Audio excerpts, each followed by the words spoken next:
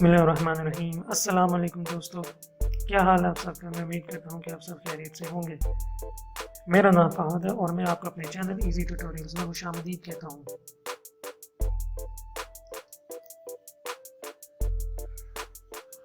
आज का जो हमारा सेशन है वो ये है कि अपवर्क पे हम अपनी पहली जॉब के लिए कैसे अप्लाई कर सकते हैं। तो चलिए शुरू करते हैं।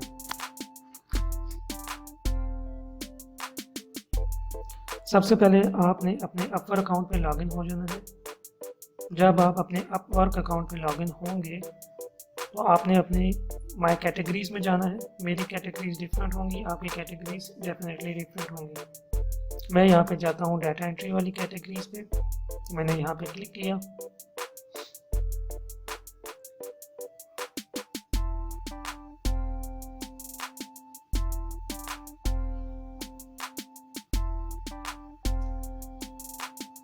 जब भी आप जॉब के लिए अप्लाई करेंगे अपवर्क के ऊपर, आपने दो चीज़ों का ध्यान रखना है। पहली चीज़ ये है कि पेमेंट मेथड वेरीफाइड होना चाहिए। नंबर दो, अगर तो जो जॉब पोस्ट हुई है विद इन एन आवर है या 2 आवर्स होंगे तो उस टाइम पीरियड में आप अप्लाई कर दें। अगर वो लेट होता जा रहा है, लेट्स सपोज 10 आवर से पोस्टेड है या 20 आवर से पोस्टेड है या उसको 2 दिन हो चुके हैं, तो आप उस जॉब के लिए अप्लाई मत करें। इसकी रीज़न ये है कि चांसेस हैं कि क्लाइंट ने फ्रीलांसर पहले से हायर कर ली हो या उससे नेगोशिएशन चल रही हो। तो अब आप जब अप्लाई करेंगे तो चांसेस हैं कि आपको हायर ना किया जा सके, क्योंकि पहले से किसी फ्रीलांसर के साथ बात हो रही है तो फिर जाहिर सी बात है कि आपके चांसेस कम हो जाएंगे। अपने चांसेस बढ़ाने के लिए दो चीज़ों को आपने हमेशा देखना है। पेमेंट मेथड वेरीफाइड हो और जो जॉब है वो जो पोस्ट हुई हुई है अगर विद इन मिनट्स है तो बहुत ज़बरदस्त है, विद इन आवर या 2 आवर्स है तो उसी लिमिट में आपने रहना, उससे आगे नहीं बढ़ना। यहाँ पे मैं जॉब देखता हूँ, ये आगे पहली जॉब आ रही है पोस्टेड 1 आवर अगो। ये है डाटा एंट्री फॉर SCHAPIRACPAPC, यानी कि जॉब जो है वो डाटा एंट्री से रिलेटेड है। आवरली रेट है $4 to $6 एन आवर है और 1 घंटा पहले पोस्ट हुई है।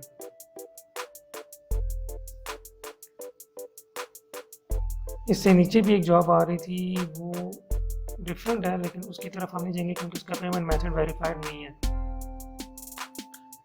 मुझे ये जॉब बेहतर लग रही है क्योंकि इसमें जो आवरली रेट है वो $4 to $6 एन आवर पे हो रहा है, तो पॉसिबिलिटी है कि हमें भी इसमें चांस मिल जाए। मैंने इस पर क्लिक किया, डाटा एंट्री फॉर CPAPC।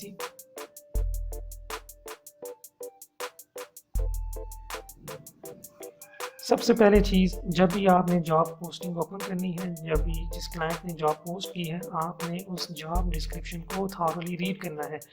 अगर आप बगैर थॉरली रीड किए उसको वैसे ही प्रपोजल सेंड कर देंगे तो 99% चांस है कि आपका जो प्रपोजल है रिजेक्ट हो जाएगा। उसकी कुछ रीजंस हैं, वो रीजंस मैं आपको आगे चल के बताता हूँ। यहाँ पे कंपनी के मतलब लिखा हुआ है about us, accounting firm looking for assistance with back office data entry and task management. अब आगे उन्होंने ये बताया कि ये इस किस्म का डाटा एंट्री स्पेशलिस्ट ढूंढना चाह रहे हैं। We are looking for an experienced data entry specialist to transfer data into our main database. We anticipate that this project will require number of hours per week for number of weeks, यानी कि उनको अंदाज़ा नहीं है कि कितने week लग सकते हैं इसमें और कितने आवर पर वीक लगेंगे इसमें। Deliverables, transfer invoices and customer data into our content management system। ये उनकी रिक्वायरमेंट्स आनी कि इनको ये चीज़ें चाहिए कि इन्वॉइसेज और कस्टमर का डाटा इनके जो कंटेंट मैनेजमेंट सिस्टम है या CMS सिस्टम है या डाटाबेस है उसके अंदर एंटर करना है हमने। Enter notes into database when appropriate to clarify any changes, यानी कि अगर आप कोई इनवॉइस अपलोड कर रहे हैं या उसको अपडेट कर रहे हैं या डाटा एंटर कर रहे हैं, उसके साथ अगर कोई नोट्स लगे हुए हैं या उसके साथ कोई चीज़ें आ रही हैं तो आपने वहाँ पे नोट्स का कोई कॉलम बना होगा, आपने उसके अंदर वो नोट्स डाल देने हैं। थर्ड है compile all over past current marketing campaigns into one central file. तीसरी चीज़ उनको जो चाहिए वो डाटा एंट्री भी है और वो थोड़ी रिसर्च भी रिक्वायर्ड होगी। उसमें ये कि सारे जितनी भी मार्केटिंग कैंपेन्स इन्होंने की हैं, उसके ऊपर उन्होंने पैसे लगाए होंगे, जाहिर सी बात है। कहाँ कहाँ उन्होंने इन्वेस्ट किया है, उन सारों को एक जगह इकट्ठा कर देना। इनके पास डिफरेंट किस्म की फाइल्स होंगी, उस सारी फाइल को में भी एक माइक्रोसॉफ्ट वर्ड फाइल में लेके आना होगा या एक्सेल फाइल में लेके आना होगा। Requirements for the project, experience with Microsoft suite, Word, Excel, ये दो इसमें चल रहे होंगे। Excellent grammar and high attention to detail, ठीक हो गया। In your proposal please share a brief summary of your experience. वो जो बात जो शुरू में मैंने आपको कही थी कि अगर आप बगैर पढ़े अप्लाई कर देंगे तो चांसेस हैं कि आप 100% या 99% रिजेक्ट हो जाए। क्यों? क्योंकि यहाँ पे इसने एंड पे लिखा हुआ है इन your proposal please share a brief summary of your experience. वो ये कह रहा है कि आप अपने एक्सपीरियंस के मतलब लिखें जो आपने इससे रेलिवेंट किया हुआ है। अगर आपने इस किस्म का पहले से काम किया हुआ है या आपका एक्सपीरियंस है तो आप अपना वो एक्सपीरियंस यहाँ पे शेयर करें और वो इसको रीड करेंगे और उसके बेस के ऊपर डिसीजन करेंगे। याद रखिए जब भी आप अपनी प्रपोजल सेंड करते हैं तो प्रपोजल के साथ आपकी प्रोफाइल भी सबमिट हो जाती है, लोग उसको देख रहे होते हैं, चेक कर रहे होते हैं, लोग उसको देखते हैं, क्लाइंट उसको देखता है, रिव्यू भी करता है। लेकिन जो प्रपोजल है सबसे पहले प्रपोजल उसको नज़र आएगा, प्रपोजल के बाद वो अगली देखेगा कि चीज़ देखेगा, उसका प्रोफाइल देखेगा। मेन चीज़ जो मेन चीज़ जो प्रपोजल है वो अगर अच्छा आपने बना लिया तो आपकी हायरिंग के चांसेस ज़्यादा हो जाते हैं। तो चलो अप्लाई करते हैं। यहाँ पे टॉप पे आप देखें तो यहाँ पे सबमिट अ प्रपोजल आ रहा है। मैं फ़िलहाल इस जॉब को सेव भी कर रहा हूँ, ये सेव होगी। आपने सबमिट अ प्रपोजल पे क्लिक किया, न्यू टैब ओपन हो जाती है। इसमें दो चीज़ें होती हैं, अगर तो फिक्स प्रोजेक्ट है तो आपने उसके प्रोजेक्ट की अमाउंट लिखनी है कि आप कितने रुपये में कर सकते हैं, कितने डॉलर्स में कर सकते हैं। नंबर दो, अगर आवरली है तो वो भी आप मेंशन कर सकते हैं। नंबर थर्ड, इसमें प्रपोजल है कि आपका प्रपोजल कैसा बनाना है या कवर लेटर कह लें, जो वो चीज़ इसमें रिक्वायरमेंट होती है। यहाँ पे टॉप पे देखें you do not meet all the clients preferred qualifications. अगर आप बैक जाएं तो यहाँ पे आप देख सकते हैं प्रेफर्ड क्वालिफिकेशंस। बॉटम पे अगर आप देखें तो इसकी जो प्रेफर्ड क्वालिफिकेशंस हैं, लोकेशन फिलीपींस। ये जो क्लाइंट है ये प्रेफर करना चाह रहा है, ये जो क्लाइंट है ये प्रेफर कर रहा है कि जो क्लाइंट, जो कस्टमर हो या जो फ्रीलांसर हो वो फिलीपींस से हो। अगर आप पाकिस्तान से हैं आप तब भी अप्लाई कर सकते हैं, आप अगर इंडिया से हैं आप तब भी अप्लाई कर सकते हैं, कोई इतना मसला नहीं है। लेकिन उसकी जो प्रेफरेंस है, जो उसका एक्सपीरियंस है, वो ये कह रहा है कि फिलीपींस के जो लोग हैं वो अच्छा काम करते हैं, तो इसलिए उसने फिलीपींस के ऊपर क्लिक किया हुआ। आप फिर भी अप्लाई कर सकते हैं अगर, क्योंकि इसकी रीज़न ये है कि आपका अगर काम अच्छा है, आपने अगर प्रोजेक्ट ज़्यादा किए हुए हैं तो आपकी प्रोफाइल साथ सबमिट हो जाएगी। तो उस प्रोफाइल को वो देखेगा, जब वो कहेगा हाँ ठीक है इसने काम अच्छा किया हुआ, ये सीरियस है, तो चलो क्यों ना इसको भी हायर कर लें। इस बेस के ऊपर मैं अप्लाई कर देता हूँ। नॉर्मली रिप्लाई आ भी जाता है, समटाइम्स नहीं भी आता, लेकिन चांसेस होते हैं कि रिप्लाई आ जाएगा। Propose with specialize profile. अच्छा, अपवर्क के ऊपर आप डिफरेंट किस्म की प्रोफाइल्स भी बना सकते हैं। एक जनरल प्रोफाइल होगी, आपकी जनरल प्रोफाइल वो वाली प्रोफाइल होगी जिसमें आपने हर तरह का काम किया होना है। आपने डाटा एंट्री की है, आपने अकाउंटिंग की हुई है, आपने वेब डिज़ाइनिंग की हुई है, आप सब कुछ इसमें लिख देंगे। फिर उसके बाद आप स्पेशलाइज प्रोफाइल भी बना सकते हैं। फॉर एग्जांपल इस केस में डाटा एंट्री की मैंने स्पेशलाइज प्रोफाइल बनाई हुई है। इसके अंदर मैं सिर्फ वो चीज़ें लिखूँगा जो कि डाटा एंट्री से रिलेटेड हैं, ताकि जो प्रोफाइल जब क्लाइंट के पास जाए तो वो देखे कि इसने डाटा एंट्री में कितना एक्सपीरियंस गेन किया हुआ है। अगर क्योंकि वो डाटा एंट्री का बंदा ही देखना चाह रहा है तो उसके पास डाटा एंट्री का ही एक्सपीरियंस जाना चाहिए।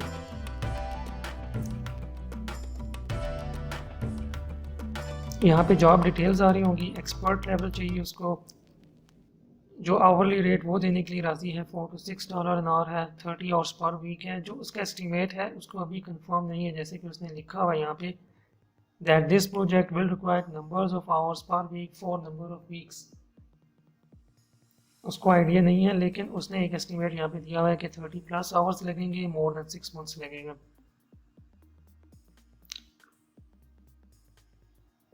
यहाँ पे टर्म्स आ जाती है। टर्म्स से मुराद ये है कि ये क्योंकि आवरली रेट जॉब है तो क्लाइंट का आवरली रेट क्या है वो आपने देखना है, जो कि यहाँ पे शो हो जाएगा। यहाँ सबसे ऊपर है $4 to $6 एन आवर शो कर रहा है, और यहाँ पे आपने अपना रेट देना है।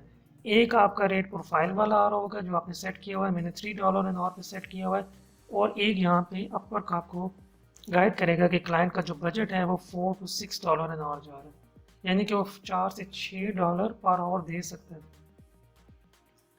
अब चूंकि ये डाटा एंट्री का काम है, ठीक है, कंटिन्यूस वर्क है, ऑन गोइंग वर्क है, तो मेरी जो प्रेफरेंस होगी वो ये होगी कि $4 से थोड़ा कम ही रहूँ, $3.75 पर आवर पे रखूँ, यानी कि मुझे जो रिसीव हो वो $3 एन आवर रिसीव हो। क्योंकि जितना भी आप आवरली रेट लगाएंगे उसका 20% अपवर्क हो जाएगा, उसके बाद जो बचेगा वो आपको पे होगा।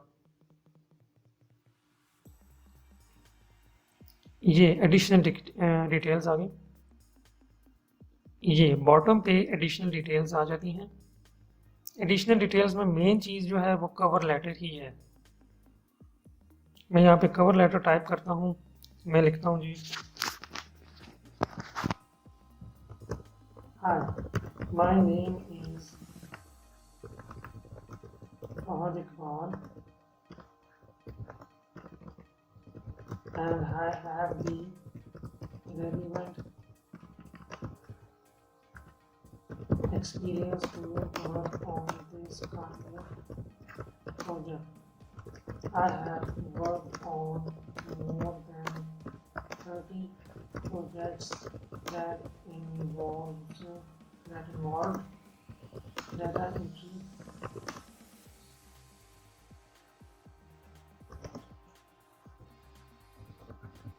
research, bookkeeping, etc.